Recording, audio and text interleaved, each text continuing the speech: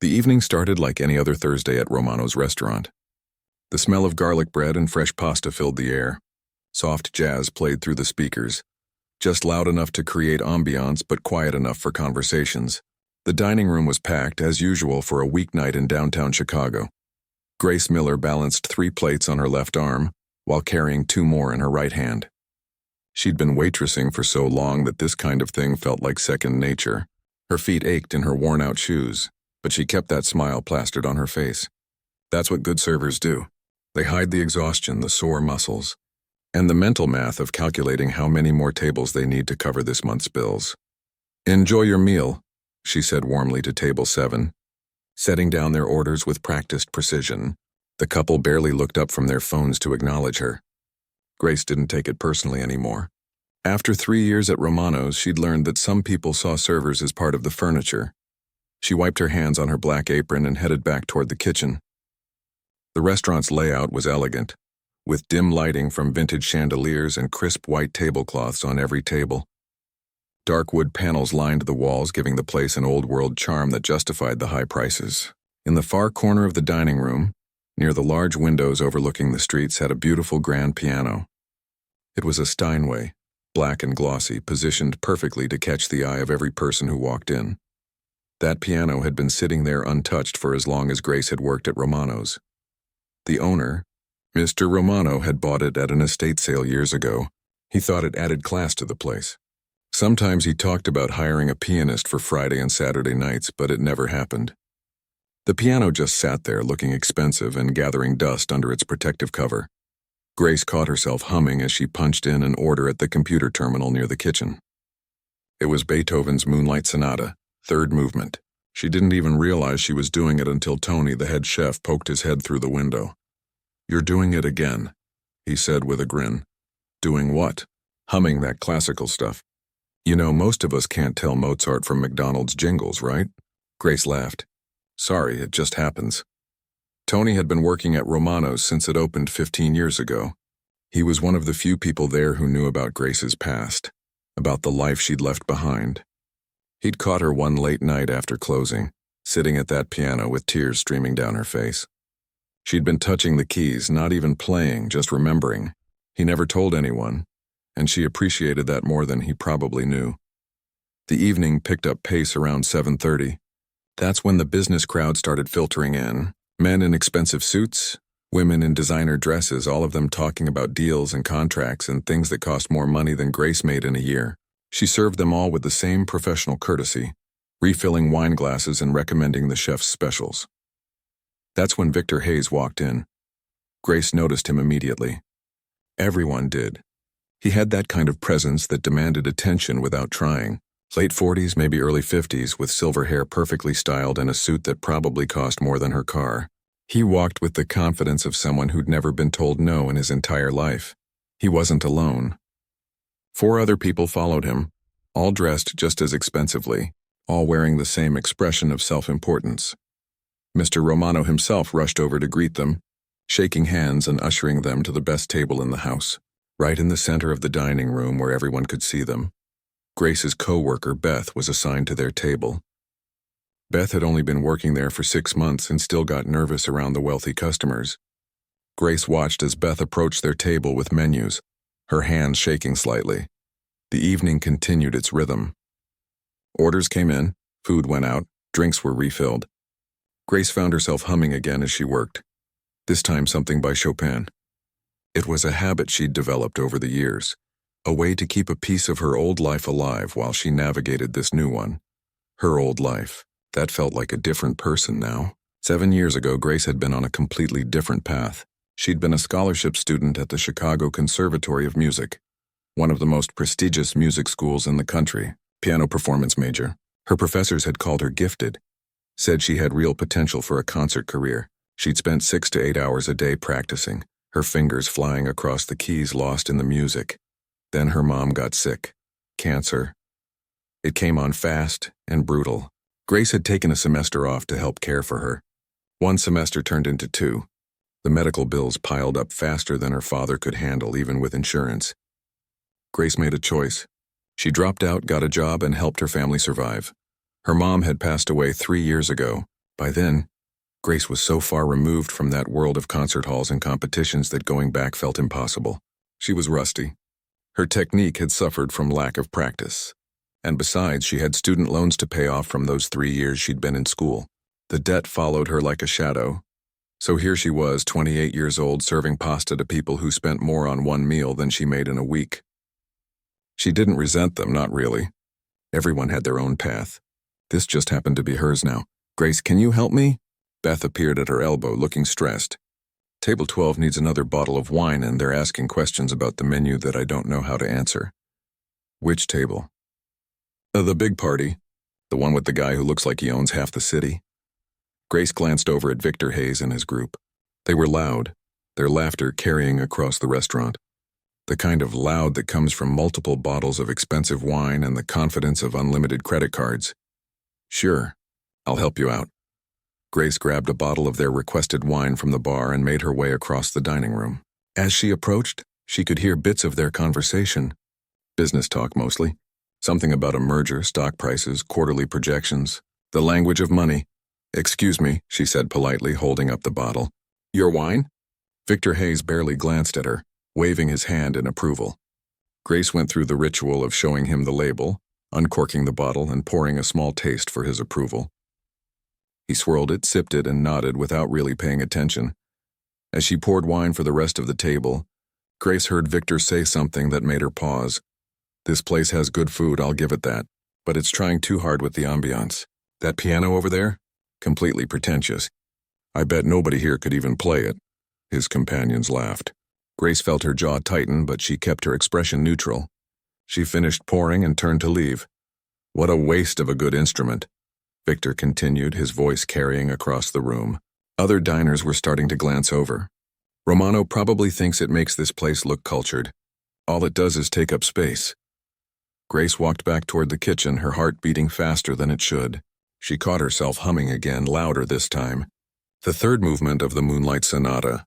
Angry, passionate, fast. Her mother's favorite piece to hear her play. She didn't know it yet, but her ordinary evening was about to become anything but ordinary. Sometimes life has a way of pushing you toward moments you've been avoiding.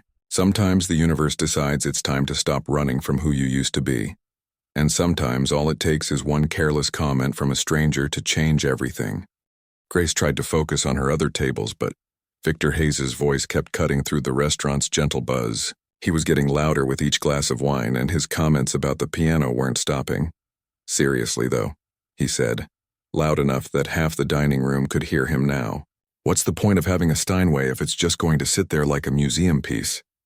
It's like buying a Ferrari and never driving it." His dinner companions laughed on cue. Grace noticed other diners shifting uncomfortably in their seats. Mr. Romano stood near the host stand, his expression tight. He clearly heard everything, but wasn't sure how to handle it. Victor Hayes was exactly the kind of customer who spent thousands of dollars and left big tips. "You didn't tell people like that to quiet down." Grace delivered another round of drinks to table 9, her hands steady despite the irritation building in her chest. She'd dealt with difficult customers before. Rude ones, demanding ones, the kind who snapped their fingers to get your attention. This wasn't any different. Just tune it out, do your job, collect your tips, go home. That was the routine. "You know what would be funny?" Victor's voice rang out again. Grace was near the kitchen entrance when she heard it. "I bet $1,000 that nobody working in this restaurant could play that piano. Not a single person." The restaurant went noticeably quieter. Conversations paused. People looked up from their plates. One of Victor's companions, a woman in a red dress, laughed nervously. "Come on, Victor. That's a bit much." "I'm serious," Victor said. He pulled out his wallet and made a show of counting out $100 bills, laying them on the table. $1,000. If any member of the staff can sit down and play a real piece of classical music properly, all the way through, this money is theirs." Grace froze near the kitchen door. She felt Beth brush past her, heading to check on another table. The whole restaurant seemed to be holding its breath. Mr. Romano finally found his voice. "Mr. Hayes, that's really not necessary. The piano is there for atmosphere, not for—" "Atmosphere," Victor interrupted, waving his hand dismissively. "Right. Because nothing says atmosphere like an expensive instrument gathering dust. I'm just saying, if you're going to have it here, someone should at least be able to play it." Grace's co-worker, Danny, leaned over and whispered, "What a jerk." She nodded but didn't trust herself to speak. Her throat felt tight. The humming had stopped. That piece of Beethoven that had been running through her head all night was suddenly silent, replaced by the pounding of her own heartbeat. "So what do you say, Romano?" Victor continued. "Any of your people up for it? Easy money, just one song." Mr. Romano looked around helplessly at his staff. Danny shook his head. Beth looked terrified. Tony peeked out from the kitchen and shrugged. None of them had any musical training. The challenge was absurd, and Victor knew it. That was the whole point. He was amusing himself at their expense. Grace felt her face getting hot. This was the kind of thing that happened sometimes in restaurants. Wealthy customers who treated staff like entertainment, who made bets and jokes because they could. Because they had money and power and thought that gave them the right to do whatever they wanted, she should walk away. Go back to the kitchen, let it blow over. Victor would eventually get bored and move on to something else. The evening would continue. Life would go on, but she didn't walk away. Maybe it was the wine he'd been drinking that made Victor's next comment even more careless. Maybe he just didn't care. Either way, he looked directly at the staff near the kitchen and laughed. Look at them. Probably can't tell Beethoven from the Beatles. No offense, folks, but I'm guessing piano lessons weren't in the budget growing up. That did it. Grace felt something snap inside her. It wasn't even about her anymore. It was about every server who'd been talked down to, every person who'd been judged by their job, every dream that had been pushed aside because life got in the way. She thought about her mother, who'd worked 2 jobs to pay for Grace's piano lessons when she was a kid, who'd sat in uncomfortable auditorium seats for hours just to watch her daughter perform, who'd believed in her even when Grace stopped believing in herself. She stepped forward before she could think better of it. "Excuse me," she said. Her voice came out steadier than she expected. Victor looked at her like he was noticing her for the first time. "Yes, the bet. Is it still open?" The restaurant went completely silent now. Even the soft jazz playing through the speakers seemed to fade into the background. Mr. Romano's eyes went wide. Beth grabbed Grace's arm, whispering, "Grace, what are you doing?" Grace gently pulled away, keeping her eyes on Victor. He leaned back in his chair, a slow smile spreading across his face. This was exactly what he wanted. Entertainment, a show. Watching someone fail would be just as amusing to him as winning the bet. "You play piano?" he asked, his tone dripping with skepticism. "I do." "Classical music? A full piece, start to finish?" "Yes." Victor glanced at his companion's eyebrows raised in mock surprise. "Well, this just got interesting." He gestured toward the piano. "By all means. The floor is yours. Or should I say the bench is yours?" Grace's hands started to tremble. What was she doing? She hadn't played in front of anyone in 7 years. She hadn't practiced seriously in even longer. Her fingers probably didn't remember the muscle memory. She'd be humiliating herself in front of a full restaurant, in front of her boss, in front of customers and coworkers. She thought about turning around, laughing it off, saying she was joking. But then Victor spoke again, that condescending tone cutting through her doubts. "Unless you're having second thoughts? It's okay to admit when you're out of your depth. No shame in knowing your limitations." There it was again, that assumption that because she served food for a living, she must be limited, must be less than, must not have any hidden depths or untapped talents or past lives that she'd left behind. Danny stepped up beside her. "You don't have to do this," he said quietly. "I know," Grace replied. Mr. Romano looked torn between wanting to stop this and being curious about what would happen. "Grace, are you sure?" She wasn't sure. Not at all. Her heart was racing so fast she could feel it in her throat. Her palms were sweating. Every instinct told her to walk away, to let this moment pass, to stay safe in her comfortable anonymity, but her feet carried her forward anyway. She walked across the dining room floor, past tables full of watching faces, past the bar where the bartender had stopped mixing drinks, past everything familiar and safe. The piano seemed to grow larger as she approached it, that beautiful black Steinway that had been sitting silent for so long. Grace stopped in front of it. Her fingers reached out and touched the dust cover. It was cool beneath her palm. "This should be good," she heard Victor say behind her, followed by chuckling from his table. She pulled the cover off slowly, folding it carefully and setting it aside. The keys stared back at her, black and white, perfectly aligned. 88 keys. She'd memorized every one of them years ago. They used to feel like home, could they still? Grace looked down at her hands. They were the hands of a waitress now, rough from work, a small burn scar on her left thumb from a hot plate last month, nails cut short and practical. Not the hands of a pianist. Not anymore, except maybe they were. Maybe they'd always been underneath everything else. She pulled out the bench and sat down. The restaurant was so quiet she could hear her own breathing. Dozens of eyes watched her, waiting for the show, waiting to see if the waitress could actually play, or if this would just be another amusing story for Victor to tell at his next business dinner. Grace positioned her hands over the keys. They hovered there, shaking slightly. 7 years. 7 years since she'd played for an audience. 7 years since she'd let herself be this vulnerable. She closed her eyes and took a deep breath. The first note would tell her everything. Either her fingers would remember or they wouldn't. Either the music was still inside her, or it had died along with her mother and her dreams and her old life. There was only one way to find out. Grace pressed down on the keys. The first note was wrong. Grace's finger slipped slightly, hitting the key at an awkward angle. The sound that came out was thin, uncertain. She heard someone at Victor's table snicker. Her face flushed hot with embarrassment. This was a mistake, a huge, terrible mistake. But then something inside her shifted. Maybe it was pride.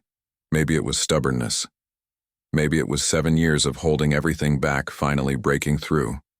Whatever it was, Grace stopped thinking and just let her hands move. She started again. This time, the first note of Chopin's Nocturne in E-flat major rang out clear and true. The sound filled the restaurant like water filling an empty glass, pure and clean and unmistakable. Grace's right hand began the melody, while her left hand found the accompaniment, that gentle rocking pattern that made nocturnes feel like lullabies. Her hands remembered. After 7 years of not practicing, of barely touching a piano, of living a completely different life, her hands remembered every single note. The muscle memory was still there, buried under layers of exhaustion and resignation and giving up, but still there, waiting. Grace's eyes were closed, but she could see the music in her mind. She'd learned this piece when she was 16. Her mother had been in the audience the first time she'd performed it at a student recital. She remembered looking out into the crowd and seeing her mom in the third row, tears streaming down her face because the music was so beautiful. The melody sang out from the piano, that sweet, melancholic tune that made you feel like you were remembering something precious you'd lost. Grace's fingers moved faster now, more confident. The tricky runs that used to trip her up as a teenager flowed effortlessly. Her left hand jumped across octaves while her right hand danced through the ornamentation. She wasn't in Romano's restaurant anymore. She was back in the practice rooms at the conservatory, spending hours perfecting every phrase. She was in her childhood living room, her mother sitting on the couch with her eyes closed, listening. She was every place she'd ever played piano. Every moment music had made her feel alive. The restaurant was dead silent except for the piano. Grace didn't know it, but people had stopped eating. Forks were suspended in midair. Conversations had died mid-sentence. Even the kitchen had gone quiet, with Tony and the other cook standing in the doorway, watching. Victor Hayes had stopped smiling. His expression had shifted from smug amusement to something harder to read. Surprise, maybe. Or confusion. Like he'd expected a joke and gotten something real instead. Grace moved through the first nocturne seamlessly, her fingers finding every note with precision. But she wasn't done. She couldn't be done. 7 years of silence had built up so much pressure inside her that one song wasn't enough to release it. Without pausing, without breaking the spell, she transitioned into something darker. Rachmaninoff's Prelude in C-sharp minor, that famous piece that everyone recognized even if they didn't know its name. Those heavy, ominous opening chords that sounded like church bells tolling. Her hands came down hard on the keys. Boom, boom, boom. The sound reverberated through the restaurant, powerful and commanding. This wasn't the gentle lullaby of Chopin anymore. This was intensity. This was years of frustration and loss and dreams deferred, all pouring out through her fingertips. Beth had her phone out now recording. She wasn't the only one. All around the restaurant, people were pulling out their phones, capturing this moment.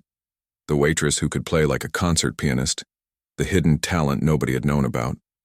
Grace's technique was flawless. The fast passages that made the prelude notorious, those rapid-fire notes that sounded like a musical waterfall, came out crisp and clean. Her hands flew across the keyboard, covering what seemed like impossible distances. Left hand deep in the bass, right hand high in the treble, crossing over each other in a choreographed dance that looked as impressive as it sounded. She was barely aware of her surroundings now. The restaurant had faded completely. There was only the music and the piano and the feeling of coming home after a very long journey. Every note was a word she hadn't been able to speak. Every phrase was an emotion she hadn't let herself feel. The Rachmaninoff built to its dramatic climax, those thundering chords that made the piano sound like an entire orchestra. Grace put everything she had into them. All her anger at having to give up her dreams, all her grief over losing her mother, all her frustration at serving people who looked right through her. All of it went into those keys. And then, just as powerfully as it had built up, the piece quieted. The ending was soft, almost questioning, like asking whether all that intensity had been a dream. Grace played the final notes with tenderness, letting them fade into silence. But she still wasn't done. Her hands moved again before the silence could settle. She started playing the third movement of Beethoven's Moonlight Sonata, the piece she'd been humming all night. The angry one, the passionate one, the one that showed off every bit of technical skill a pianist possessed. This was the hardest thing she'd tackled yet. The Moonlight Sonata's third movement was brutal. It required speed, precision, power, and control all at once.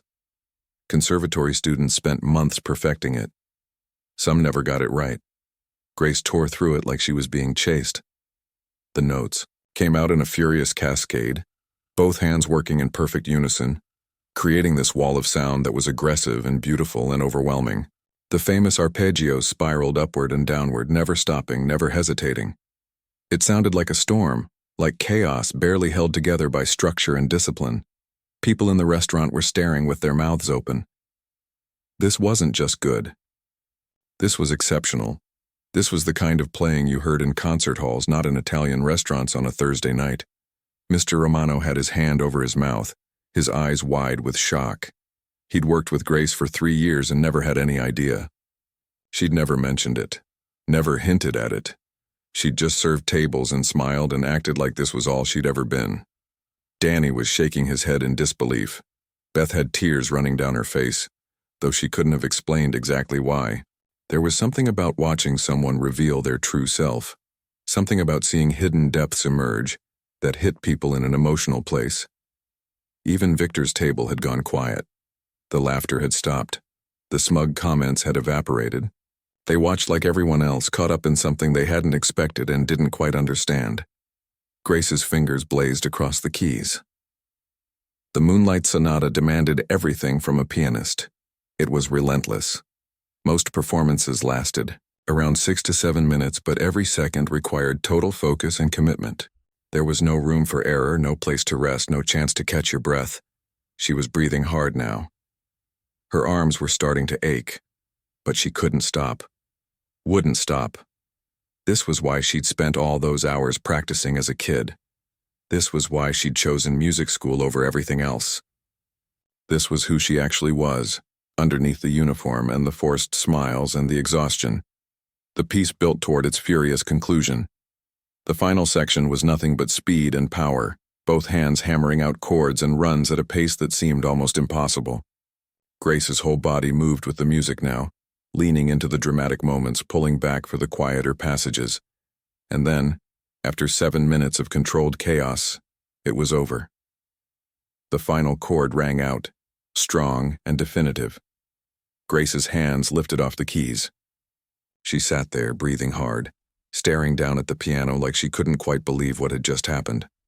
For a moment, the restaurant was completely silent. Grace's heart pounded in her chest. Reality came crashing back.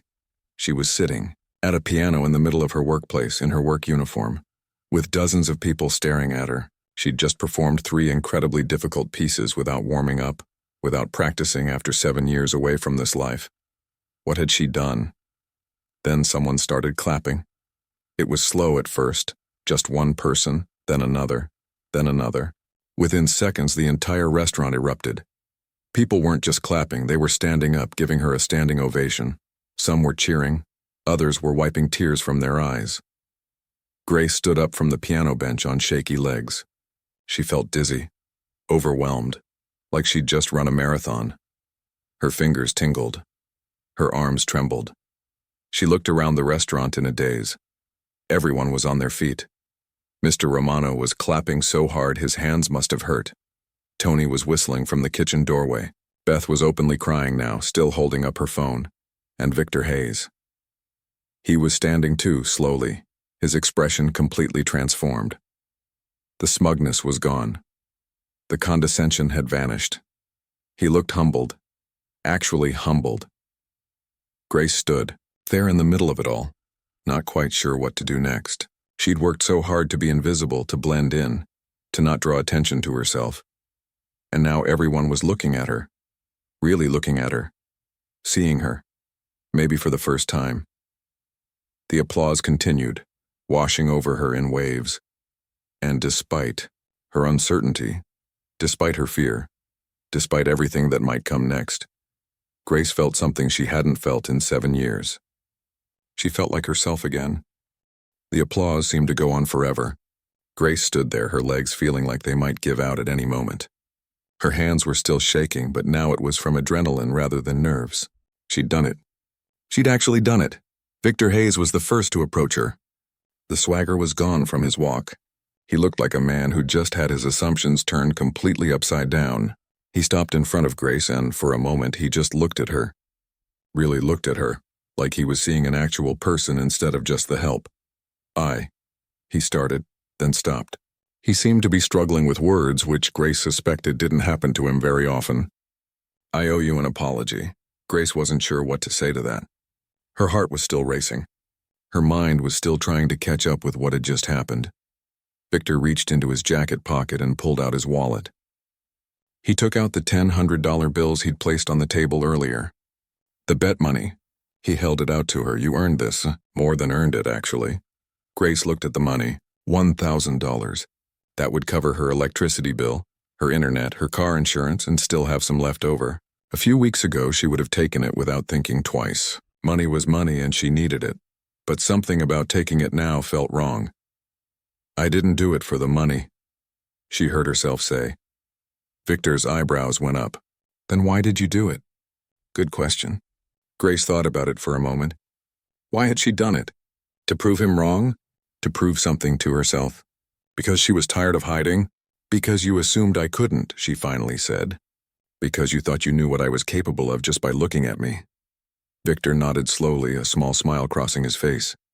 Not the smug smile from earlier. Something more genuine. "Fair enough." He kept holding out the money. "But take it anyway, please. I was completely out of line with everything I said tonight." "Let me at least make that right." Grace hesitated, then shook her head. "Keep it. Or better yet, leave it as a tip for Beth. She's the one who had to put up with your table all night." A few people nearby laughed at that. Victor actually chuckled, looking embarrassed. "You're right. I wasn't exactly the easiest customer." He turned to Beth, who was still standing there with her phone, looking shell-shocked. "This is for you. With my sincere apologies." Beth took the money with trembling hands, staring at it like she couldn't quite believe it was real. "Thank you," she managed to say. The restaurant was still buzzing with energy. People kept coming up to Grace, wanting to talk to her, to tell her how amazing she was, to ask questions. Where did she learn to play? How long had she been playing? Would she perform again? Grace felt overwhelmed by all the attention. Mr. Romano appeared at her elbow, his face flushed with excitement. "Grace, that was incredible. I had no idea. In 3 years, you never once mentioned that you could play like that." "You never asked," Grace said, not unkindly. Mr. Romano laughed. "That's fair. Listen, we need to talk about this. What if you played here regularly? Friday and Saturday nights? I could pay you extra, obviously. People would come from all over the city to hear you play." Grace opened her mouth to respond, but before she could, someone else approached. It was an older woman, probably in her 60s, with silver hair pulled back in an elegant bun. She'd been sitting at table 4 having dinner alone. "Excuse me," the woman said. "I'm sorry to interrupt, but I had to speak with you." That was an extraordinary performance. "Thank you," Grace said, feeling her cheeks flush. "I'm Helen Rodriguez," the woman continued. "I'm the artistic director for the Chicago Classical Concert Series. We organize performances throughout the city, showcase emerging and established talent." She reached into her purse and pulled out a business card. "I would love to talk with you about performing in one of our upcoming shows." Grace took the card, staring at it. The Chicago Classical Concert Series was legitimate, real, the kind of thing she used to dream about when she was in music school. Professional classical musicians performed there, people who'd made it. "I don't know what to say," Grace admitted. "Say you'll call me," Helen said with a warm smile. "We have a showcase coming up in 6 weeks. Young performers, emerging talent. I think you'd be perfect for it. But I haven't performed professionally in years. I'm not even practicing regularly anymore." Helen's expression softened. "I could tell there was a story behind tonight. You don't play like that without serious training. Whatever took you away from music, it clearly hasn't taken the music away from you." She tapped the business card. "Call me, we'll talk. No pressure, no commitment. Just a conversation." Grace nodded, unable to form words. Helen smiled and returned to her table to gather her things. More people wanted to talk, but Danny swooped in and gently guided Grace toward the back of the restaurant, away from the crowd. "You need a minute," he said. "Come on." They went into the small office behind the kitchen. Grace sank into the old desk chair, suddenly exhausted. Her hands were still shaking. The adrenaline was starting to wear off, leaving her feeling drained and slightly dizzy. "That was insane," Danny said, shaking his head. "Grace, you've been holding out on us. You're like secretly a genius or something." Grace laughed weakly. "Not a genius. Just someone who used to play piano a long time ago." "Used to? You just played 3 of the hardest pieces in classical music like it was nothing." "That's not used to. That still very much is." Tony knocked on the door frame. "Hey, just wanted to check on you. That was something else out there." "Thanks, Tony. I mean it. I've never seen anything like that. You turned that whole room upside down." He paused. "You know people are posting videos, right? This is going to be everywhere by tomorrow." Grace's stomach dropped. "What?" "Beth got the whole thing on video. So did like half the restaurant. I saw at least 10 people recording. It's probably already on social media." Grace put her head in her hands. She hadn't thought about that. Of course people had recorded it. Everyone recorded everything these days. By morning, who knew how many people would have seen it? "Is that bad?" Danny asked, noticing her reaction. "I don't know," Grace said honestly. "I don't know what any of this means." She'd spent 7 years building a life that was small, manageable, safe. She worked her shifts, paid her bills, kept her head down. She'd made peace with giving up music, with being a waitress instead of a pianist, or at least she'd thought she had. Now in one evening, all of that had been blown apart.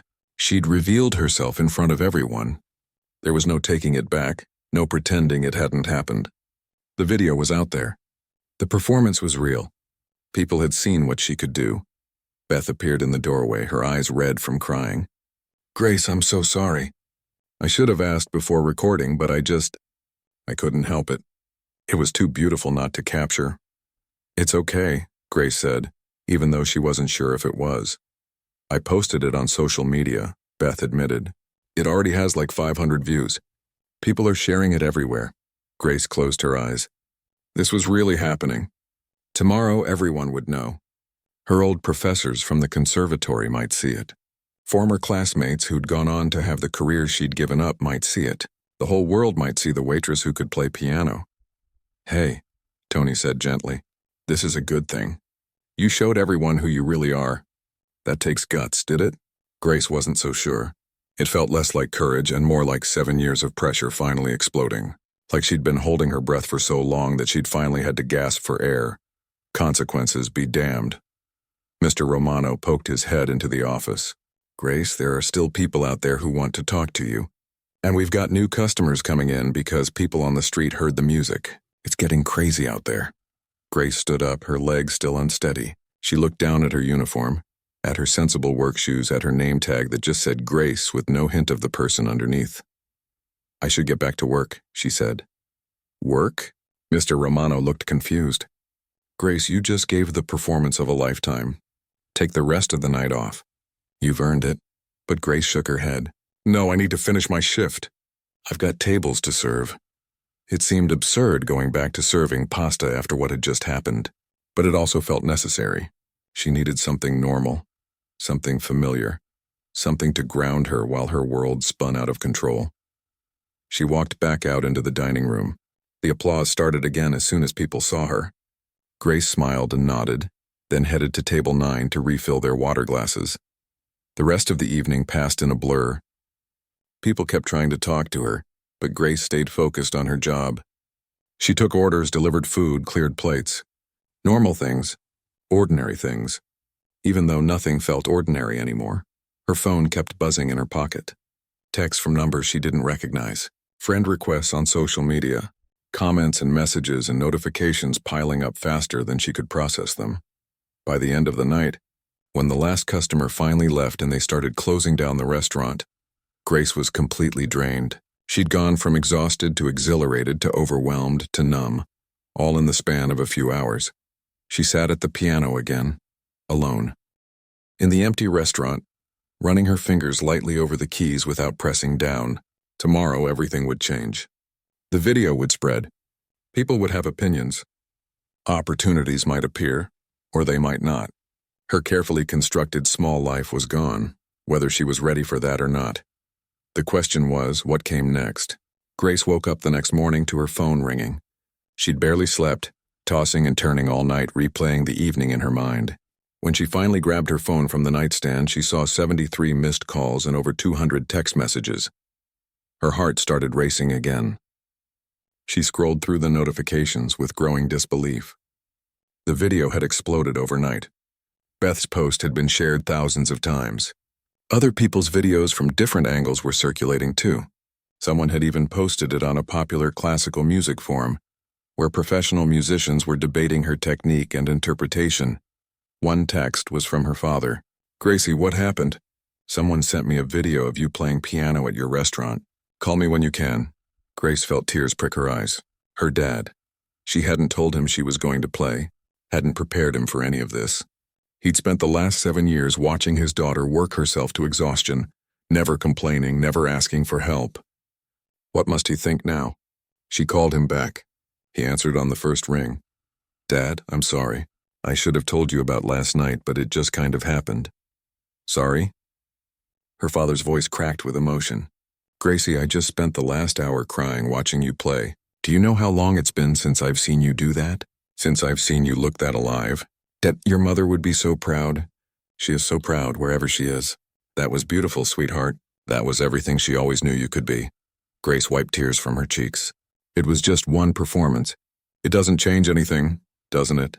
Her father asked gently. Because from where I'm sitting, it looks like everything just changed. After they hung up, Grace forced herself to look at the comments on the videos.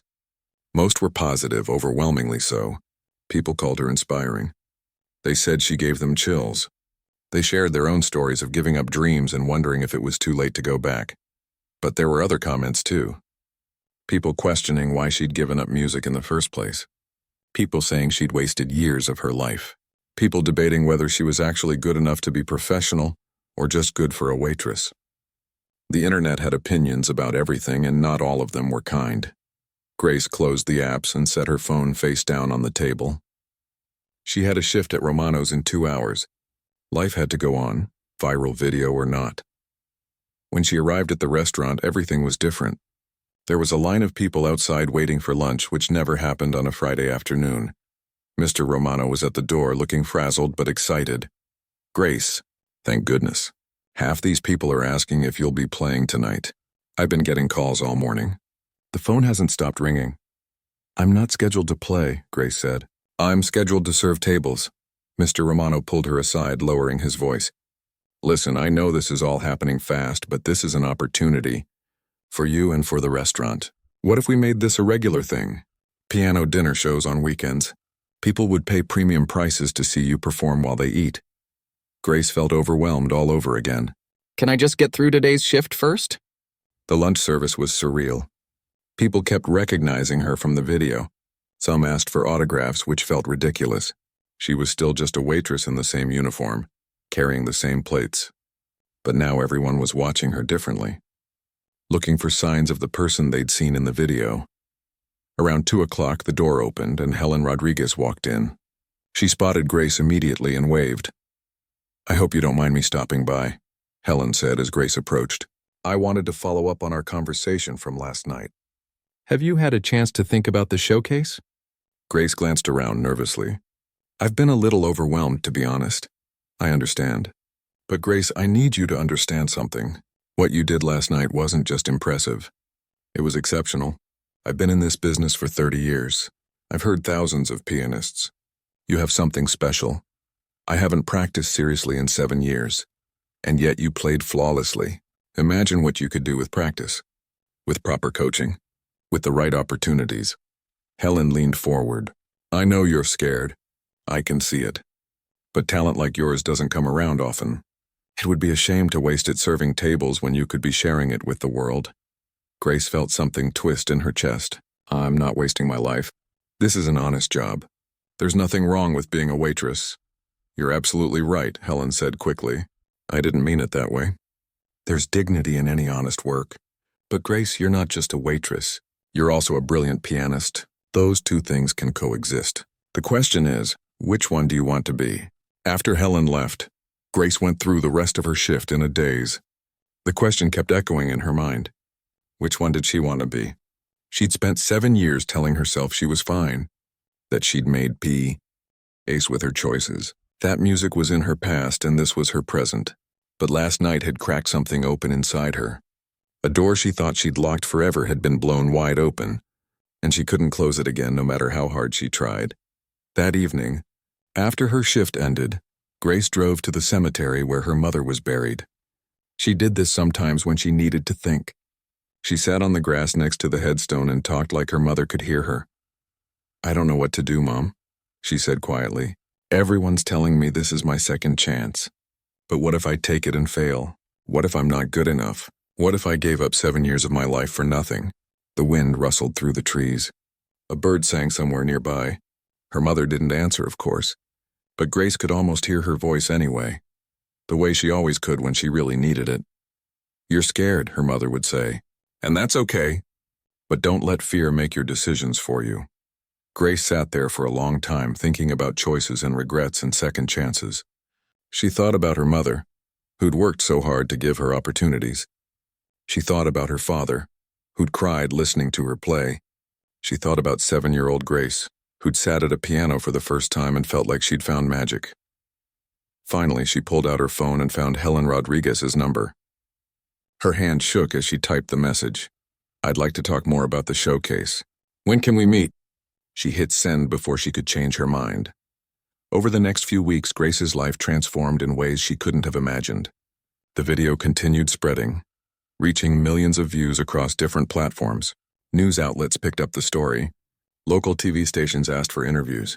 A pianist who'd given up her dreams, reignited by a rude customer's challenge. It was the kind of feel-good story people loved to share. Helen connected Grace with a piano teacher who agreed to work with her on a sliding scale she could afford. Grace started practicing again, really practicing 2 hours every morning before her shifts. Her fingers remembered more than she'd expected. The muscle memory was still there, just waiting to be awakened. Mr. Romano made good on his offer. Friday and Saturday nights, Grace played during dinner service. The restaurant was packed weeks in advance. People came from all over the city, then all over the state. Romano's became known not just for good Italian food, but for the waitress who played piano like a concert artist. Grace still worked her regular shifts during the week. Still served tables, still cleared plates, still dealt with difficult customers. But now there was something else, too. The showcase Helen had mentioned came together. Grace performed in front of a real audience in a real concert hall for the first time in 7 years. She was terrified. Her hands shook so badly during the first piece that she almost stopped. But then she remembered why she was there. Not for the applause or the recognition or the validation, for the music. Because playing piano made her feel like herself. Because some part of her had been missing for 7 years and she'd finally found it again. The performance wasn't perfect. She made mistakes, missed a few notes, but it was real and honest and full of emotion, and that mattered more than perfection. After the showcase, opportunities started opening up. Small ones at first, a wedding here, a private party there, then bigger ones. A spot in a local orchestra, guest performances with other musicians. Nothing huge, nothing that would make her famous or rich, but enough to feel like maybe, just maybe, she could build a life that included both parts of herself. 6 months after that night at Romano's, Grace sat in her apartment looking at 2 offers. One was from a prestigious music academy. They wanted her to join their faculty, teaching piano to advanced students. Good pay, benefits, respect in the classical music world. Everything she'd dreamed about when she was 21. The other was from Mr. Romano. He wanted to make her a partner in the restaurant, with the understanding that she'd continue performing there regularly. It would mean staying in the service industry, but on her own terms. Building something that was partly hers. Grace thought about calling her father for advice. Then she realized she didn't need to. She already knew what he'd say. What her mother would say if she were still here. The choice wasn't really between 2 different jobs. It was about accepting that she could be both things at once. The girl who'd studied at the conservatory and the woman who'd survived by serving tables. The classical pianist and the person who'd learned humility and resilience through hard work. She didn't have to choose. She could find a way to be both. Grace picked up her phone and started making calls. She had some negotiations to do, some schedules to work out, some dreams to chase. It wouldn't be easy. Nothing worthwhile ever was. But for the first time in 7 years, she felt like she was moving forward instead of just surviving. And that made all the difference.